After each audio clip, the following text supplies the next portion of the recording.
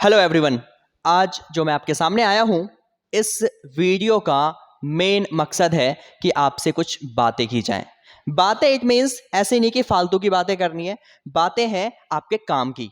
काम मीन्स कि आपका अभी आ रहा है एग्जाम, अभी फर्स्ट टर्म एग्जाम होने वाला सितंबर में, उसके बाद फाइनल एग्जाम की हम बात करेंगे मार्च में।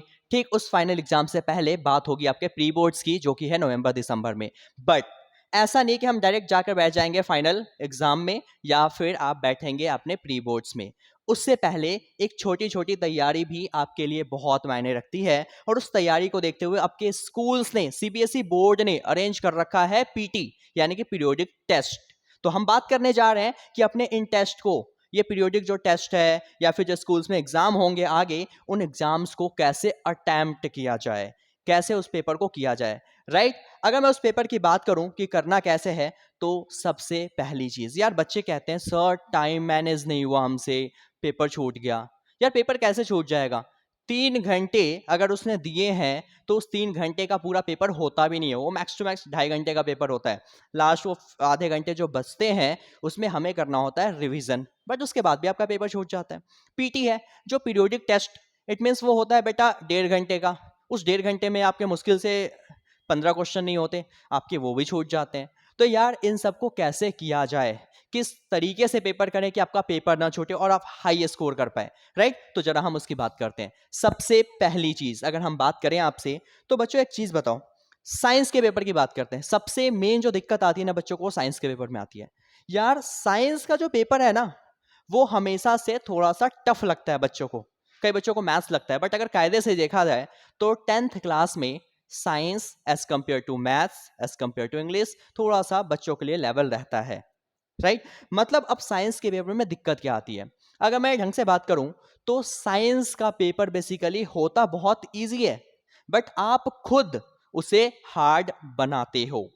क्यों बनाते हो? उसका सबसे मेन रीजन क्या है कि यार आप क्वेश्चंस को रीड नहीं करते ढंग से। आपने क्या किया, क्वेश्चन मिला, एक बार पढ़ा, फिर देख रहे हैं ओ भाई तेरे को आता है क्या, ओ बहन तेरे को ये आता है क्या। दैट मीन्स ये करने लग जाते हो, अपना दिमाग तो है ही नहीं वहां पे। That means in that moment आप उस पेपर को सही से नहीं कर सकते, क्योंकि आप क्या है, फ्रेश होकर गए हैं बिल्कुल पेपर में, और आप उसी टाइम लग गए बातों में, तो आप नहीं कर पाएंगे। तो इस पेपर को करना कैसे? दूसरी चीज, अगर हम बात करें, पेपर मिलता है, आप क्या करते हैं, सबसे पहले सेक्शन ए पीछे देखते भी नहीं हो कि यार सेक्शन डी क्या है या सेक्शन सी क्या है या सेक्शन बी क्या है। सबसे पहला काम, चाहे वो कोई भी एग्जाम हो, साइंस हो, मैथ्स हो, इंग्लिश हो, एवरीथिंग, चाहे वो एसएसटी क्यों ना हो, जब भी आप अगर पेपर अटेम्प्ट करते हैं, go with the long questions ना। लॉन्ग क्वेश्चंस अगर 4 या 5 नंबर के हैं, अगर आपने स्टार्टिंग के आधे घंटे में वो लॉन्ग क्वेश्चंस कर लिए, और लॉन्ग क्वेश्चंस मान लो कि 5 है, और एक क्वेश्चन अगर कैरी कर रहा है 4 नंबर, तो 5 4 जा 20 मार्क्स। दैट मीन्स आपके 20 नंबर तो पक्के हो गए स्टार्टिंग के आधे घंटे में। पास होने के लिए 80 में से हमें चाहिए होगा 27 या मान लो 30। दैट मीन्स 20 आपने कर लिए हैं आधे घंटे में, पास तो आप हो चुके हैं लगभग लगभग, क्योंकि बाकी के 7 8 नंबर आप कहीं से भी कर लेंगे। तो वाई नॉट कि हम पहले लॉन्ग क्वेश्चंस करें। आप सबसे पहली गलती करते हो कि यार आप स्टार्टिंग के क्वेश्चंस को अटेम्प्ट किए, स्टार्टिंग के क्वेश्चंस करने के बाद अब उसमें टाइम लगता है ज्यादा, क्योंकि देखो जितनी इंफॉर्मेशन कम गिवन होगी, आपके दिमाग उतना ज्यादा वहां पे यूज होंगे। एट दैट मोमेंट आप ढंग से पेपर नहीं कर पाएंगे। दैट मीन्स हमें क्या करना है, सबसे पहले लॉन्ग क्वेश्चंस करना है, यानी कि पेपर को पीछे से स्टार्ट कीजिए।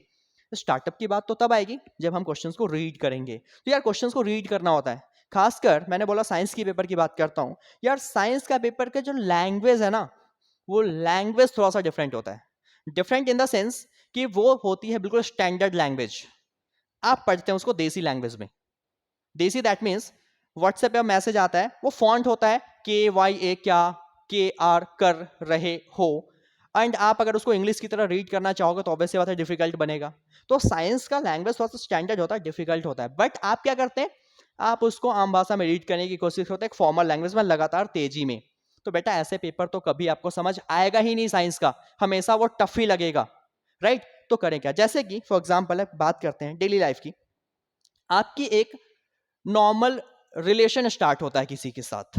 राइट। उस रिलेशन को अच्छे से मैनेज करने के लिए सबसे जरूरी काम क्या होता है? आप कहेंगे सर एक दूसरे को टाइम देना चाहिए। बिल्कुल सही बात है।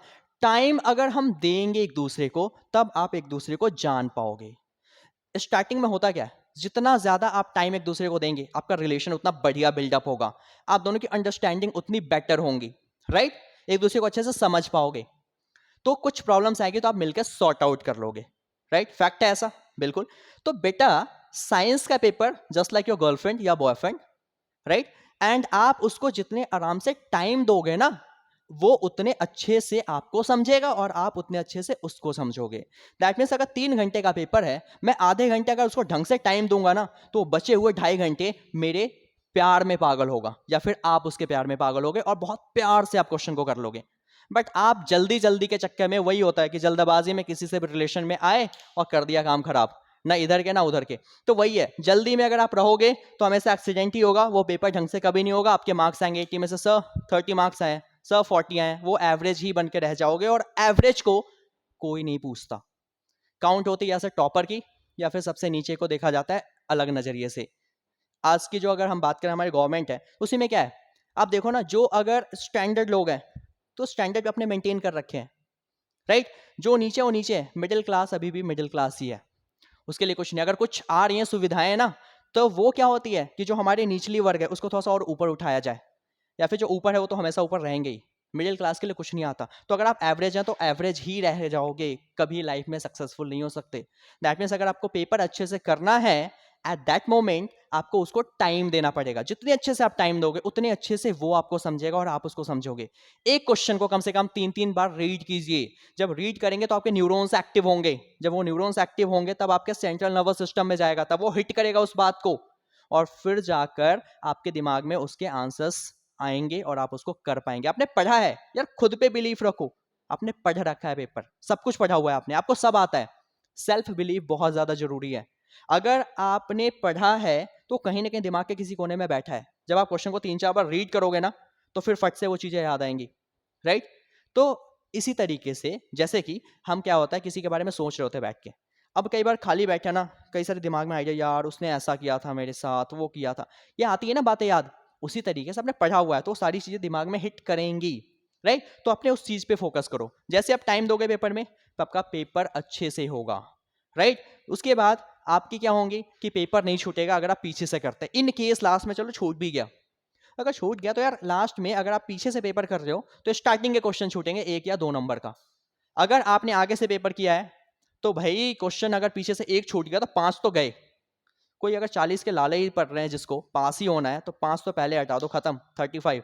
एक और अगर गलती से साइड हो गया तो आ गया 30 पे, और इतने अच्छे नहीं है कि आप 30 का 30 करे हो और 30 के नंबर सही होंगे आपके, वो फिर वो 40 वाले वो फिर आके गिरेंगे 10 पे और हो गए फेल। फिर आएगा क्या कि सर ट्यूशन टीचर ने तो ये बताया था, मैं तो पढ़ के गया, पता नहीं आया ही नहीं पेपर। यार आपने पढ़ा ही नहीं ना ढंग से, उस टाइम पे आपने क्या की, अपने मन की। बार बार आपको बोला जाता है पेपर पीछे से कीजिए, क्वेश्चंस को ऐसे अटेम्प्ट करें। आप लिख कर आते हैं शॉर्ट आंसर्स लिखने हैं, 40 वर्ड्स आप लिख के आते हैं, 20 वर्ड्स लिखने, 80 वर्ड्स आप लिख के आते हैं, 50 वर्ड्स, एंड देन से सर आपने मार्क्स नहीं दिए। यार सर मार्क्स लेके क्या करेंगे, उनको घर भरना है क्या अपना? आप अगर लिखेंगे तो मार्क्स क्यों नहीं दिए जाएंगे? तो आप उस चीज को लिखिए, आपसे कोई किसी की व्यक्तिगत दुश्मनी नहीं है, चाहे वो सीबीएसई बोर्ड का टीचर हो, चाहे आपके स्कूल का टीचर हो या ट्यूशन का टीचर हो। अगर आप अच्छे से लिखेंगे, जितने अच्छे से प्रेजेंट करेंगे उतना बेटर मार्क्स आपको दिया जाएगा, राइट। दूसरी चीज, जब आप पेपर कर रहे होते हो तो उस मोमेंट पे जो सबसे बढ़िया आंसर आपको आता है, सबसे अच्छे से आता है, पहले आप उसको लिखो, चाहे वो किसी भी सेक्शन का हो, कोई भी क्वेश्चन हो। जरूरी नहीं है कि सेक्शन ए पहले करेंगे और पहला ही क्वेश्चन, या सीरियल वाइज ही करेंगे। आप लोग की सबसे बड़ी बेवकूफी ये है, सीरियल वाइज पेपर करने जाते हो, पहला आ रहा है लिखा, फिर दूसरा नहीं आ रहा, स्पेस छोड़ते। क्यों छोड़ना? आपको जो आता है आप पहले वो कीजिए, सेक्शन नंबर डाल दो, वो क्वेश्चन करो। या जो चेकर होता है ना उसको पैसे मिलते हैं बोर्ड्स में, तो दैट्स वाई आप उस तरीके से पेपर को लिखिए, जो आपको आता है वो कीजिए, राइट। तो इसमें आपके कहीं पे मार्क्स नहीं कटेंगे, आपके पेपर नहीं छूटेंगे, आप बहुत कॉन्फिडेंटली पेपर को डील कर पाएंगे। तो थीम क्या मिला हमें इस आज के वीडियो से? थीम ये मिला कि भाई हमें पेपर पहले करना है पीछे से स्टार्ट, उससे पहले क्वेश्चंस को रीड करना है। जितनी ज्यादा आप रीड करेंगे, जितना ज्यादा टाइम देंगे, उतने अच्छे से पेपर कर पाओगे। और लास्ट में, लास्ट के आधे घंटे आपके बचेंगे अगर आप इस चीज को फॉलो करते हो। उस आधे घंटे में आपने पेपर के एक एक वर्ड जो लिखे हैं उसको रिवाइज जरूर कीजिए, कहीं ना कहीं कुछ मिस्टेक्स होंगी जो आपके सामने आएंगे और आप उसको सही कर लो। रीड करने का मतलब ये नहीं जो लिखा है बस उसी को रीड करना है, रीड ऐसे करना है कि आपको पता है किसी का पेपर आप चेक कर रहे हो और आपको एक एक चीज गलतियां निकालनी कि कहीं गलती तो नहीं है, अगर है तो उसको सही कीजिए, राइट। इस चीज को अगर आप फॉलो करेंगे आपके मार्क्स बहुत अच्छे आएंगे, ना कभी पेपर छूटेगा, ना किसी से कभी कंप्लेन होंगी, राइट।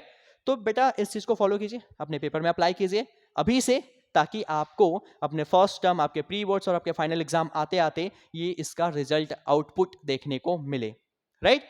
अगर आपको वीडियो अच्छी लगी तो आप कमेंट करके ज़रूर बताएं, क्या आप में चेंज आएगा या नहीं आएगा, या आप क्या फील कर रहे हैं, राइट।